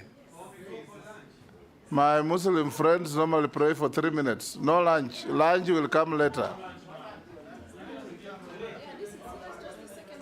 Yeah? Yes. Yeah, 3 in the yes. morning. You have 10 minutes to come back. Don't go for lunch. This one was well managed. Yes. Yeah.